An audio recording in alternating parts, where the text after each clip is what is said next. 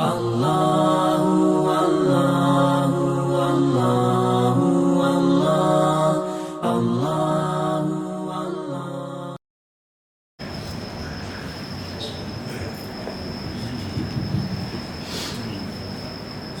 Assalamualaikum warahmatullahi wabarakatuh. Alhamdulillahi rabbil alamin. Hamdan katsiran tayyiban mubarakan fihi. Asyhadu an la ilaha illallah wahdahu la syarika lah. Wa asyhadu anna Muhammadan 'abduhu wa rasuluhul karim. Allahumma shalli wa sallim ala nabiyyina وسيدنا المصطفى محمد وعلى آله وأصحابه أجمعين أما بعد رب اشرح لي صدري ويسر لي أمري واحلل عقدة من لساني يفقهوا قولي. Segala puji bagi Allah, kemudian salawat dan salam pada Rasulullah, pada keluarga dan seluruh sahabat-sahabatnya yang Allah muliakan, insyaAllah semua pengurus masjid serta juga semua petinggi-petinggi kampung, juga yang Allah muliakan bapak dan ibu-ibu jemaah salat subuh yang telah memenuhi undangan Allah, dan mudah-mudahan kehadiran kita tercatat di sisi Allah Subhanahu wa Ta'ala. Bapak Ibu yang Allah muliakan, pada kesempatan subuh hari ini InsyaAllah kita bersama sejenak saling berbagi tanpa bermaksud menggurui. Ada perkara yang harus dikaji dan sering-sering diingatkan, yaitu tentang dosa lisan kita. Dalam Al-Quran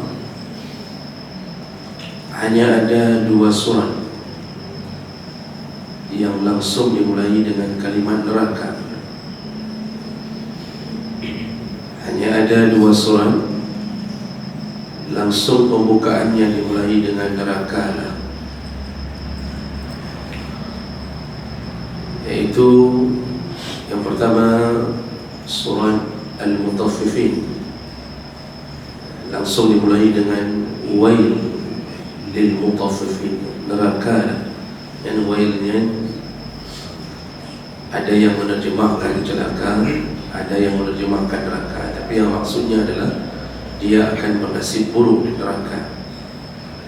Neraka bagi yang mutaffif, yaitu yang mengurangi timbangan, melakukan kecurangan.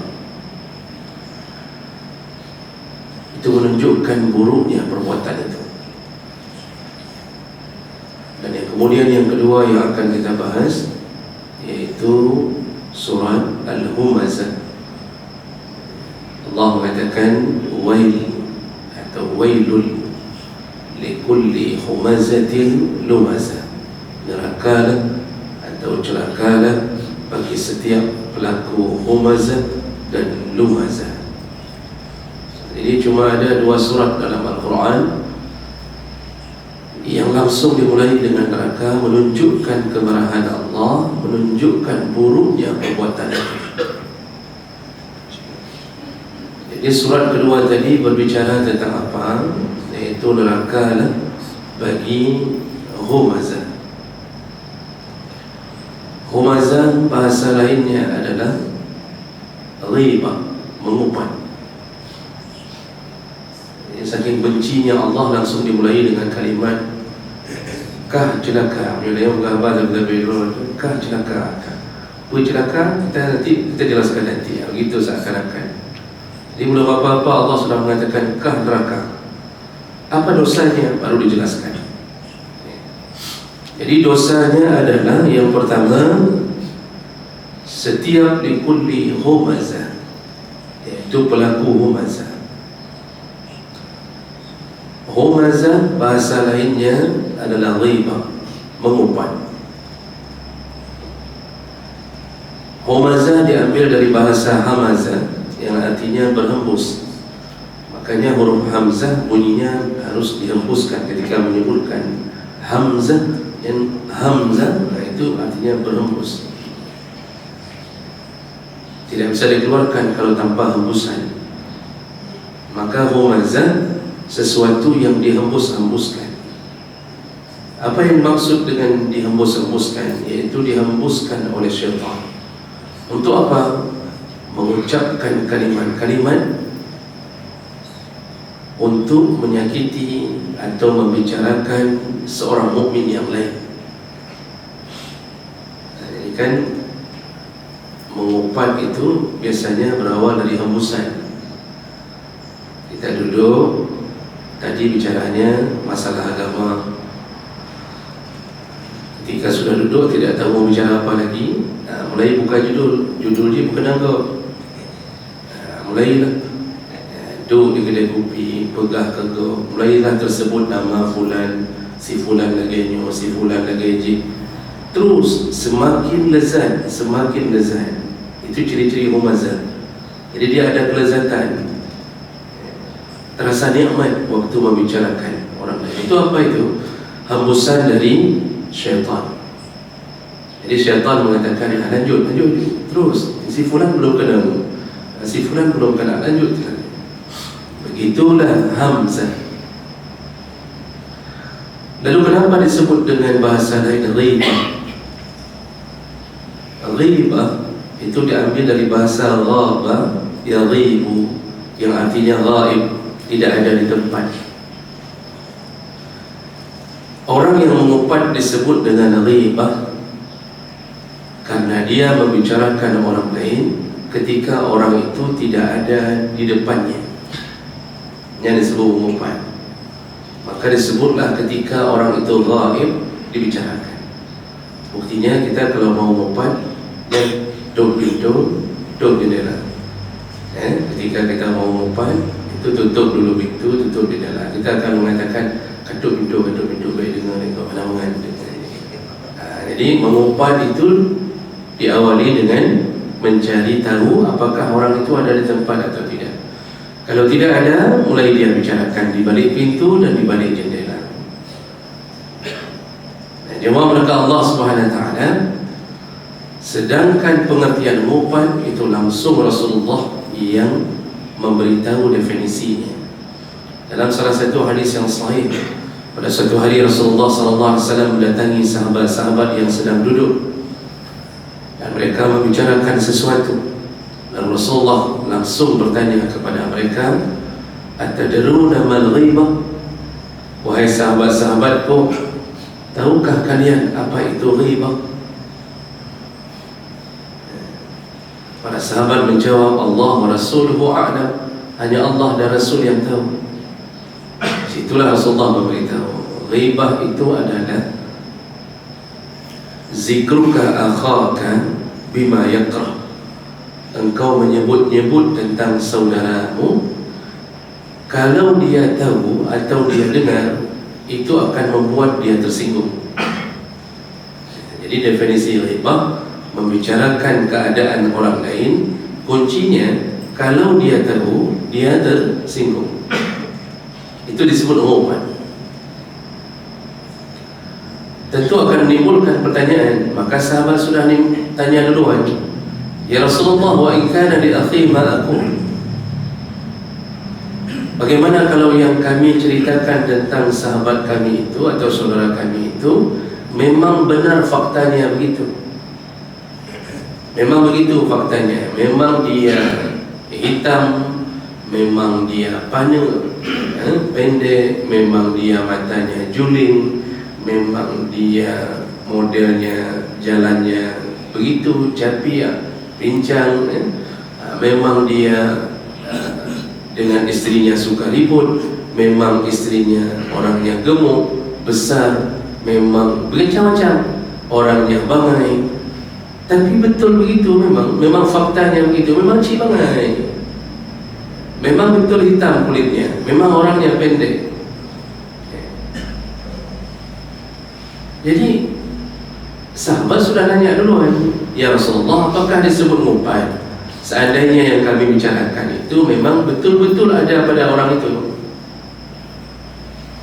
Kita kan sering mencoba untuk menghapuskan dosa atau mencoba untuk mengaburkan keadaan dengan mengatakan, hai, nyo kan umpan, nyo kan dengar, nyo kan umpan, nyo betul dengan umpannya, memang betul dengannya. Sering kita mengatakan lebih dahulu dengan membuka kalimat, ini bukan umpan, ini fakta, nyo fakta. Nah, sudah ditanya oleh sahabat, apa jawaban Nabi?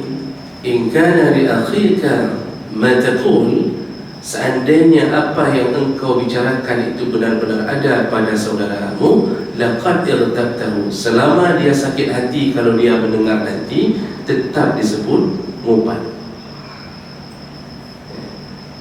Jadi misalnya kita bilang memang hitam urang, hitam pana urang kan, adanya mata pikiro, adanya macam-macam kita bilang. Memang benar begitu. Nanti kalau dia dengar, kalau ada seandainya ada yang menyampaikan padanya, tadi ada orang membicarakanmu, ibugah kekah pandang hitam macam-macam, lalu dia tersinggung. Selama dia tersinggung, maka walaupun fakta disebut ngumpat. Itu kata Nabi SAW. Walaupun itu faktanya begitu. Wa in kana laysa li akhika ma taqul, lalu Nabi sambung, seandainya tidak benar apa yang engkau katakan tentang saudaramu, tadi fakta, ini bukan fakta. Dia kita sebut hitam, padahal putih huruf. Dia kita sebut pandang, padahal orangnya tinggi. Jadi tidak benar, tidak sesuai dengan apa yang kita gambarkan. Kata Nabi, malah itu disebut laqad bahadtahu, itu disebut memfitnah. Engkau telah memfitnah. Jadi membicarakan orang itu cuma dua di antara keburukan yang terjadi, cuma dua. Di antara dua saja. Kalau bukan umpat, ya fitnah. Kalau benar yang kita katakan fakta tapi menyinggung perasaan orang, kalau dia tahu, maka disebut umpat. Kalau tidak benar sesuai dengan faktanya, maka disebut fitnah. Akhirnya dua-duanya jatuh ke dosa. Maka kalau begitu apa yang harus kita lakukan? Sebaiknya jangan bicarakan orang. Karena kalau sudah membicarakan orang, jatuhnya di antara dua. Kalau bukan umpan, fitnah. Nah, disinilah yang kita harus hati-hati. Karena malaikat raqib dan atid, kata Allah, ma yalfitu min qawlin illa ladaihi raqibun atid. Setiap lafaz yang keluar dari kalimat atau lisan kita selalu dicatat oleh raqib atid. Allah tidak mengatakan setiap satu kalimat panjang. Allah mengatakan lafaz. Apapun bentuk huruf yang engkau keluarkan, maka dia tercatat. Makanya dalam tafsir Tabari dan Ibnu Katsir disebutkan raqib atid tidak peduli. Jadi sebagian ulama tafsir mengatakan raqib atid tidak peduli, apapun yang keluar dari lisan dicatat semuanya, baik yang bentuknya berpahala, yang bentuknya dosa, atau yang bentuknya mubah, semuanya dicatat. Nanti ketika dinaikkan di hadapan Allah, baru Allah yang akan saring. Jadi yang dianggap berpahala disimpan di dalam illiyin, yang dianggap berdosa disimpan di dalam catatan sijjin, sedangkan yang mubah ditiadakan, baru dihapus oleh Allah Subhanahu wa taala. Bayangkan bagaimana dahsyatnya setiap huruf yang keluar dari mulut kita. Kita katakan di rumah, nak bangun, subuh, bangun. Kan sederhana, cuma nak bangun, tapi dicatat di malaikat, nak bangun solat subuh, dimasukkan ke dalam catatan amal yang baik. Itu kalimat yang baik, yaitu menjaga keluarga dari api neraka. Makanya yang mubah-mubah saja yang kita selamat. Jadi hal-hal yang tidak perlu, hal-hal yang tidak menyangkut dengan pahala dan dosa, itu yang dihilangkan oleh Allah Subhanahu wa taala. Itu dalam tafsir sebutkan begitu. Maka berhati-hatilah mengucapkan setiap kalimat dari mulut kita. Dan jawab dengan Allah. Berarti itulah yang disebut humazah, yaitu membicarakan orang lain di belakangnya dalam keadaan dia tidak ada, dan kalau dia tahu maka dia sakit hati, disebut ngumpat. Nah sekarang kalau dia tidak sakit hati, dia senang, itu tidak disebut ngumpat. Dia memang disuruh memanggil dirinya dengan julukan itu. Misal nama Muhammad Nur apa, misal cantik dan tapi gayuhai dia suruh panggil dirinya kahai dong si black. Dia suruh panggil dirinya si black, si hitam, kahai dong si black. Lalu kita mulai membicarakan hai si hitam dan si black ya kan. Kita tahu itu memang panggilan yang dia suka. Itu tidak disebut mengumpat. Dia suka, dia senang. Kan banyak Pak, orang yang senang dengan menjuluki dirinya dengan nama-nama binatang, kahilong sirimung, kahilong cage, kahilong macam-macam. Dia senang, itu tidak disebut ngumpat kalau dia senang. Kalau dia benci, itu bahaya. Urusannya panjang Pak. Itu kita baru memulai satu ayat. Allah Subhanahu wa ta'ala dalam surah Al-Hujurat mengatakan, ya ayyuhalladzina amanu ijtanibu katsiran minadh-dhann inna ba'dadh-dhanni ismun. Wahai orang-orang yang beriman, jauhkan dirimu daripada dhann, berprasangka, karena sebahagian prasangka itu berakibat dosa. Setelah ayat itu Allah katakan apa? Dan janganlah engkau wala yaghtab ba'dukum ba'dha, janganlah engkau saling mengumpat. Jadi saking besarnya dosa sampai Allah harus mencantumkan langsung, janganlah engkau saling mengumpat.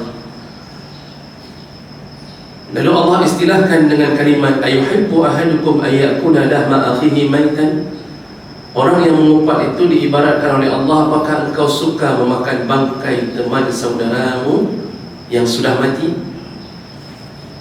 Timbul pertanyaan, kenapa orang mengumpat disamakan dengan orang makan bangkai teman? Jadi orang mengumpat itu sama dengan orang memakai bangkai temannya yang sudah mati. Kamadi dapat judul. Para ulama menjawab, yang pertama, maksud Allah sebagaimana hukum memakan bangkai haram, maka begitulah haramnya mengumpat.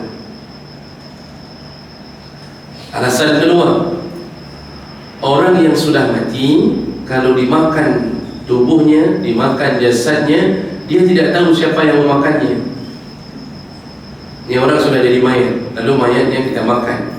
Si mayat, artinya jenazah itu tidak tahu siapa yang memakannya karena dia sudah mati. Begitulah orang mengumpat, sama seperti memakan bangkai saudaranya, karena orang yang diumpat tidak tahu siapa yang mengumpatnya. Berita telah tersebar, isu telah tersebar. Ada orang yang mengatakan bahawa katanya dikeke-keke no, tapi dia tidak tahu siapa yang mengumpatnya. Bagaikan jenazah yang tidak tahu siapa yang memakan bangkainya. Begitulah buruknya orang yang mengumpat, sampai Allah mengatakan pemakan bangkai. Maka dia orang nak mengumpatnya, dia pajuk dengan roh. Yang dipajuk adalah mayat. Jadi jawablah Allah Subhanahu wa ta'ala, selain daripada humazah, Allah sentilkan juga kalimat lumazah. Nah, lumazah itu beda dengan humazah. Kalau humazah mengata-ngatai orang di belakangnya, kalau lumazah mengejek-ngejek orang di depannya. Nah, itu sama tu, dosanya sama. Jadi dalam keadaan kita rendahkan orang, kita hinakan orang, itu disebut lumazah. Atau meniru-niru gaya orang agar menjadi bahan tertawaan. Nah, seperti kerjanya murid-murid, kalau gurunya belum masuk, maka mereka akan berpura-pura jadi guru yang tujuannya untuk mengejek guru itu, lalu jadikan bahan tawa di dalam kelas itu. Itu lumazah, mengejek-ngejek orang. Maka baik membicarakan orang di belakang atau di depannya sama dosanya, sama-sama wailun, neraka. Bagaimana nasib mereka nanti? Kita lengkapkan ayatnya, karena imam hari ini sering membaca ayat ini, tapi makmum tidak menangis, makmum tidak bergetar. Kenapa? Makmum tidak mengetahui maksud daripada ayat. Jangankan makmum, imam mana anaya ayatnya. Jadi diulang dibaca tiap hari, tapi tidak membuat hati kita bertambah takwa, bertambah takut. Akibat apa? Tidak faham apa yang diturunkan oleh Allah Subhanahu Wa Taala. Maka dalam kesempatan singkat ini, waktu tinggal 10 menit lagi atau 15 menit lagi paling lama, kita coba untuk memahami seluruh ayat ini. Ayat ini hanya bicara tentang buruknya mengumpat ini. Saking buruknya mengumpat, sampai diturunkan satu ayat, satu surat. Kita selama ini meremehkan urusan ini. Asal kadu kamu umpat kau, asal kadu kamu pegang kau. Kita remehkan. Kita tidak tahu bahawa ini perbuatan paling berbahaya. Dulu orang-orang saleh menghindar dari perbuatan ini. Sampai-sampai Umar bin Khattab itu pernah bertanya kepada sekumpulan sahabat yang sedang duduk. Apa katanya? Tahukah kalian orang yang menjual agamanya untuk dunianya? Jadi agama dia jual untuk dunianya. Sahabat lain mengatakan, kami tidak mengerti wahai Umar, apa maksudmu? Kata Umar, yaitu orang yang melewati sekelompok orang yang mengumpat. Jadi ada sekelompok orang mengumpat, lalu ada orang lewat. Lalu orang yang sedang mengumpat ini bertanya kepada orang yang lewat itu, betul dia kena pegang kan? Betul dia kena pegang kan? Betul kan, seperti saya katakan, dia cuma ingin mencari kawan untuk mendukungnya. Jadi cuma kasih tahu, betul tak saya bilang urusan? Kita baru lewat, kita cuma bilang atau kita tambah kalimat betulnya. Hanya dengan saja, maka kita dihitung dosa mengumpat yang tadi mereka sedang membicarakannya. Itu orang yang terjual, tergadaikan agamanya demi dunianya, kata Umar bin Khattab. Maka jemaah menakan Allah Subhanahu Wa Taala. Lihat lanjutan ayat ini. Allah mengatakan, wa idu likulli humazatin lumazah allazi jama'a malahu wa 'addada, yaitu orang-orang yang menghitung-hitung harta, yang mengumpulkan harta dan menghitung-hitungnya. Ini menjadi tanda tanya besar. Tadi bicaranya nerakalah bagi pengumpat dan yang mengejek. Kenapa tiba-tiba berubah menjadi orang yang menghitung-hitung harta, mengumpulkan harta, menghitung-hitungnya? Di mana ini koneksinya? Maka dalam ilmu tafsir itu salah satu yang harus dikuasai adalah ilmu munasabatul Quran, iaitu munasabah antara satu ayat dengan ayat yang lain. Makanya para ulama tafsir ketika menafsirkan itu orang berilmu, bukan menafsirkan suka-suka. Dino nak penceramah dino doang, tidak belajar tafsir, tidak pun mengesuai ilmunya, tiba-tiba langsung menafsirkan ayat dengan gayanya sendiri. Itu kerusakan yang terjadi hari ini. Para ulama mengatakan, kenapa Allah sebutkan yang mengumpulkan harta, padahal tadi sedang bicara tentang orang mengumpat. Di situ para ulama bermunasabah mengatakan, maksud Allah adalah orang yang paling banyak mengumpat adalah orang-orang yang sudah dipastikan orang-orang berharta. Di bahasa sederhana kita, yang paling dia mengumpatnya urang napeng. Orang-orang yang sudah dipastikan tanggal 1 keluar gaji. Kalau kerja di BUMN yang dipastikan tanggal 25 kali diberi gaji, yang urang paling dia mengumpat. Jadi para PNS, akan mandung PNS. Jadi jangan merasa kok kena ke PNS. Enggak, tidak semuanya. Tapi maksudnya orang-orang yang sudah punya harta, dipastikan tiap bulan dia aman makannya, itu paling suka mengumpat. Kenapa begitu? Karena mereka merasa nyaman, tidak perlu lagi susah payah mencari harta, sehingga punya banyak waktu untuk mengumpat. Itu lihat gaya-gaya orang kaya. Atau jangankan suaminya, istrinya, istri orang-orang kaya, istri orang-orang yang punya uang, Pak. Itu kan sore tidak tahu mau kemana lagi, ada ke mana, sudah mandi, sudah bersolek, lalu kan buka pintu rumah, tidak tahu mau kemana. Akhirnya kumpul di mana? Di balai. Kumpul di balai, duduk itu bersama istri-istri tetangga, sesama istri-istri orang yang sudah punya uang. Duduk, bicara, mengumpat. Kenapa mereka merasa nyaman? Karena mereka tahu dah kisah diberi gaji tau. Kenyamanan itu yang membuat terhembusnya mengumpat. Lihat orang miskin. Orang miskin pingin mengumpat tapi tidak sempat. Dari pagi sudah keluar untuk mencari botol-botol bekas, Pak. Yang dari bunga dia minta dalam dompro.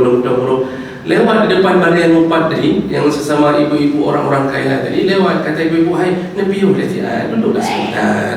Kita ngumpat-ngumpatlah dulu sebentar," kata si ibu-ibu itu. Apa kata orang miskin? "Oh, mana tempat lu? Baru 10,000 hari mudah-mudah.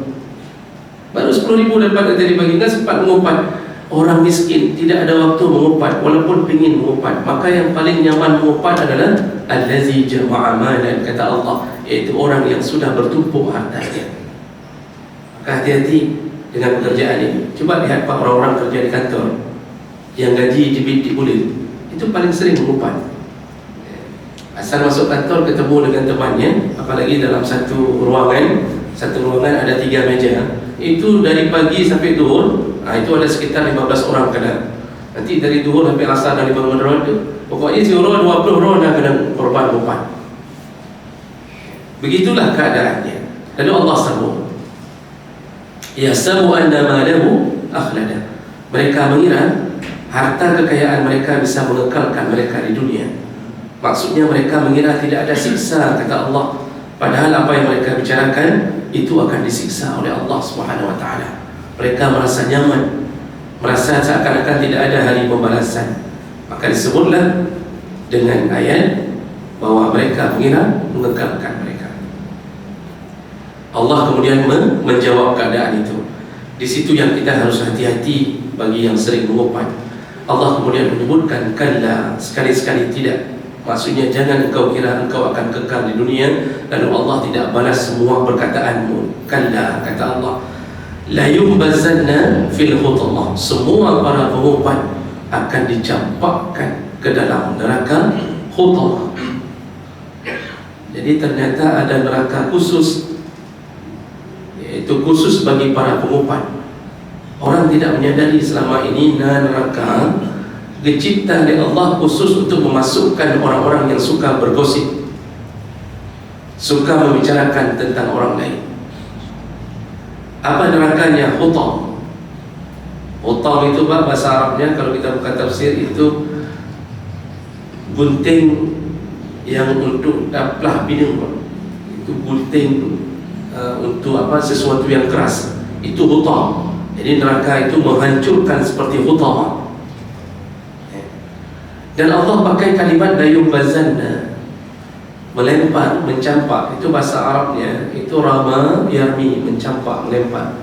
Itu dicampak baik-baik. Tapi kalau sudah dipakai imbazza yambazzu, itu dalam bahasa Arab maksudnya adalah dicampak dalam keadaan terhina. Jadi dicampak, gegila, diinjak-injak, kemudian baru disepak oleh malaikat. Jadi bukan dicampak baik-baik. Kalau sudah ada keputusan, maka para pengumpat itu di akhirat nanti setelah disatukan oleh Allah, jadi kan model kita dicampak ke neraka itu bukan satu-satu, diikat. Lagi ada kacang rebus diikat, seperti kacang rebus diikat, lalu dicampak ke dalam neraka dalam campakan yang model dihinakan.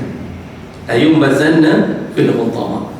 Lalu Allah tanya, wa ma adraka mal hutamah? Tahukah kalian model neraka hutamah untuk para pengumpat itu? Kalau Allah sudah pakai kalimat wa ma adraka, itu berarti Allah tanya sesuatu yang tidak ada jawaban. Cuma Allah yang bisa jawab. Coba lihat semua ayat-ayat tentang kalimat wa ma adraka, tidak ada jawaban. Wa ma adraka ma Lailatul Qadar? Tahukah kamu tentang Lailatul Qadar? Siapa yang tahu? Cuma Allah yang tahu. Allah jawab sendiri, Lailatul Qadari khairun, dan seterusnya. Wa ma adraka mal qari'ah? Tahukah kamu tentang apa itu kiamat? Ada yang tahu? Allah jawab sendiri. Jadi kalimat wa ma adraka, pertanyaan Allah yang tidak mungkin dijawab karena kita tidak tahu. Itu jenis kalimat wa ma adraka. Kali ini Allah tanya, tahukah kalian neraka hutamah, tempat para pengumpat?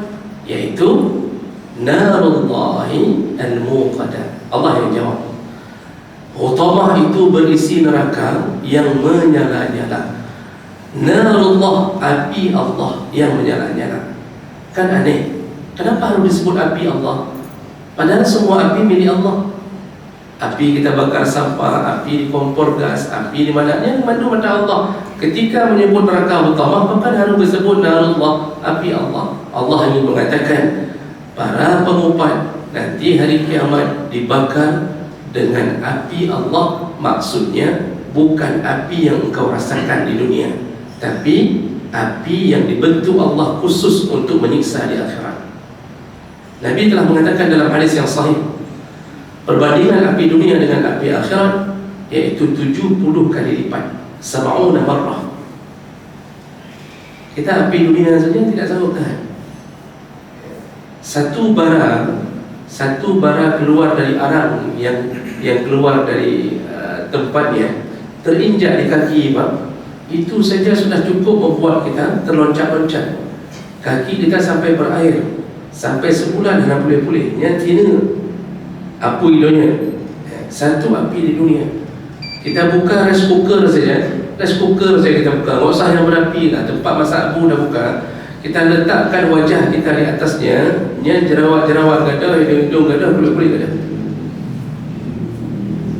Itu api dunia. Sedangkan api akhirat, kata Nabi, 70 kali lipat panasnya. Itu maksud Allah. Hati-hatilah wahai para pengumpat, engkau dibakar dengan api Allah al-muqadah, yang menyala-nyala. Maksudnya tidak pernah padam. Di dunia kan kalau sudah habis barangnya padam, di sana tidak pernah padam. Allah sambung, allati tattali'u 'ala al-afidah, para pengumpat akan merasakan model siksa. Apinya akan naik, tattali' 'ala al-afidah, naiknya sampai ke hati. Afidah fuad, sampai ke hati. Ini juga aneh, kenapa sampai dibilang sampai naik ke hati? Bukankah neraka itu kalau membakar habis hangus madu, pergi akan sampai ke hati? Apa maksudnya? Para ulama menjelaskan, dulu engkau di dunia suka membakar hati orang. Ibu kita kalau diupat, nanti dia bisa dikasih tahu orang lain, hero kan? Tadi bapak diceritakan orang negeri kopi itu begini-begini, langsung panas hati kita, terbakar. Langsung kita asah parang, so yang kerja, mudah langsung panas. Maka orang-orang yang dulu suka memanaskan hati orang, orang-orang yang dulu suka membakar hati orang, kali ini Allah akan membakar hatinya benar-benar. Makanya disasarnya ke hati. Orang yang suka mengupat, apinya naik sampai membakar afidah, membakar hatinya. Alaiha narun muqsadah, lalu mereka akan ditutup. Neraka itu akan ditutup, muqsad, ditutupnya dalam keadaan tidak keluar asap sedikit pun. Jadi neraka itu bukan alam terbuka, gedung ya Allah. Jadi bentuknya wail, jurang. Lalu kemudian setelah masuk penghuninya, semua pengumpat di dunia yang masuk, kemudian ditutuplah neraka. Tidak ada asap yang keluar sedikit pun. Bisa bayangkan Bapak Ibu, kita kalau ada alat masak namanya presto. Kalau kita masak ayam di luar presto, Pak, yang masaknya sekitar 45 menit. Tapi punya dah pakai presto, yang hanya biasa 15 menit, luya itu ayam, hancur lebur itu ayam. Begitulah Allah siksa orang-orang yang suka mengupat di dunia, di presto oleh Allah di akhirat. Dan ayat terakhir, fi amali mumaddadah, mereka tidak bisa bergerak, tidak bisa melawan, tidak tahu ke mana. Kenapa? Fi amali mumaddadah, mereka diikat di tiang-tiang di dalam neraka utama. Dengarkanlah bagaimana nasib orang-orang yang suka mengumpat. Maka sebelum itu terjadi, bagi yang sudah melakukannya, yang kegau lebih-lebih, segera ada dua cara untuk menghindari neraka Allah yang bernama utama. Yang pertama, minta maaf segera di dunia. Minta maaf. Tidak bisa minta maaf dengan spanduk, tidak bisa menjelang Idul Adha dan tulis mohon maaf lahir dan batin, selamat menyambut hari raya Idul Adha. Itu bukan minta maaf. Jadi jangan kira nanti tanya orang kali nak maaf, kali spanduk kalau maaf, tak apa kalau maaf. Itu bukan minta maaf. Tidak bisa itu. Tidak bisa di grup WA kita pasang leaflet atau model-model banner atau apa saja kita taruh di grup WA. Maafkan kami sekeluarga, kami mengucapkan selamat Idul Adha. kami sekeluarga memohon maaf lahir dan batin, itu tidak disebut minta maaf.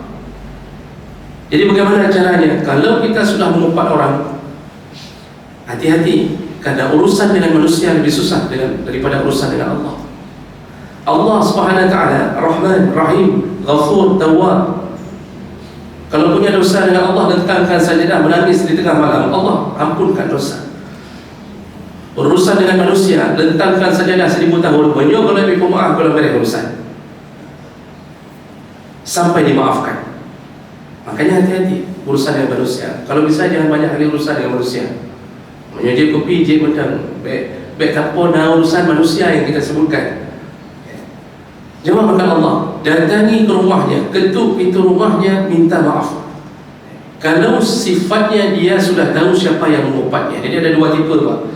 Ada dua tipe cara bertobat dari umpan, disebut oleh para ulama. Yang pertama, kalau dia sudah tahu siapa yang mengumpannya, maka wajib yang mengumpan datangi rumah, minta maaf langsung. Kita sebutkan pemaaf lu, saya sudah salah, saya mengumpat bapak. Dia memang sudah tahu kita pengumpatnya, datangi minta maaf. Dan supaya mudah dimaafkan, datangi dengan rendah hati, menghibah-hibah. Pemaaf lu menyodron, ada pemaaf lu, ada kipas nasib lu di akhirat, lu bukan salah. Macam-macam kita sebutkan. Rendahkan diri. Jadi jangan datang dengan sombongkan diri lalu mengatakan hidup kan sebenarnya bawa kalau kemaahnya lah. Cuma kerana hanya menganggap pak kecil lah. Bagi oleh pak kecil, jadi kau akan hebat takkah kalau kemaahnya. Itu tidak akan pernah selesai sampai bertemu dengan neraka. Jangan minta maaf dengan kesombongan.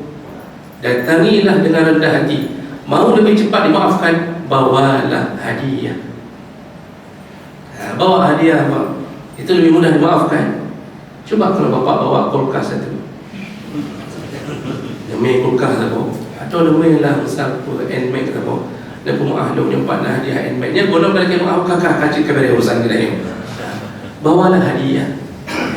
Ini sudah sombong tidak bawa hadiah, bagaimana boleh dimaafkan? Hati-hati, urusan akhirat itu tidak selesai dengan manusia, dihabisi oleh Allah selama kita tidak minta maaf. Oh, ada orang yang mengatakan, kadang minta maaf. Saya sudah minta maaf, sudah berkali-kali saya datang, dia tidak maafkan. Itu urusan dia dengan Allah, bukan benar. Jadi kelebihan kita tidak bisa berdalih sudah minta maaf berkali-kali, itu urusan dia. Kadang-kadang salah dia lah, kenapa tidak maafkan? Bukan itu masalahnya. Yang menyakiti siapa? Yang jadi masalah di mana? Kita yang menyakiti. Maka kita harus buat dia memberi maaf. Bukan datang sekali dua kali ditanya orang kali-kali dia maaf kali. Mana itu maaf? Mana? Jadi kita udah tanya ke Allah. Yang penting kamu lagi maaf yang kayak gini masa. Selama belum dimaafkan, tidak ada maaf. Berdosakah orang tidak memaafkan? Wajar dia tidak maafkan, terlalu sakit, Pak.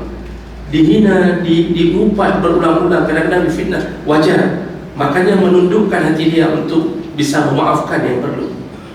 Jadi jangan kira sekali dua kali datang sudah selesai urusan, tidak. Datangi lagi, ya. Apapun caranya. Jadi memaafkan Allah itu model pertama. Sekarang yang terakhir, model kedua, bagaimana kalau orang itu tidak tahu siapa yang mengumpatnya. Kita sudah mengumpat orang, tapi orang itu sampai hari ini nggak tahu. Buktinya ketika bertemu dengan kita, dia masih senyum. Senyum, Assalamualaikum, Waalaikumsalam. Padahal kita tadi belakang dia mengumpat dia. Itu bagaimana cara minta maafnya? Apakah kita datangi rumahnya, lalu kita katakan, "Lo kan mengumpat, bro." Orangnya minggu yang kali dia mengumpat, bro. Tanggal sekian, upatannya ini. Kalau itu modelnya, semenjak kita datang, disitulah dia marah. Padahal selama ini dia nggak marah karena nggak tahu. Jadi bagaimana caranya? Para ulama mengatakan itu jangan datangi, jangan kasih tahu kalau dia tidak tahu, tetapi kumpulkan kembali tim mupat. Disuruh kumpulkan kembali tim mupat. Dengan siapa mupat waktu itu? Berapa orang timnya? Karena ada orang yang kerja cik mupat. Jadi tim mupat ini kumpulkan, lalu kasih tahu kita telah berdosa, kita salah, kita telah mupat. Bersihkan nama orang itu di situ. Jangan lanjutkan lagi. Baby bago, sudah cukup di sini. Di situ cara minta maaf kalau dia tidak tahu, dan jangan datangi. Jawabkan Allah. Inilah tentang dosa mengumpat. sederhana, tapi hari-hari kita terus melakukannya sampai mungkin kita merasa surga padahal kita sedang diintip oleh neraka mutawah. Maka berhati-hatilah, jagalah mulut. Semoga Allah mengantarkan kita sampai ke pintu surganya.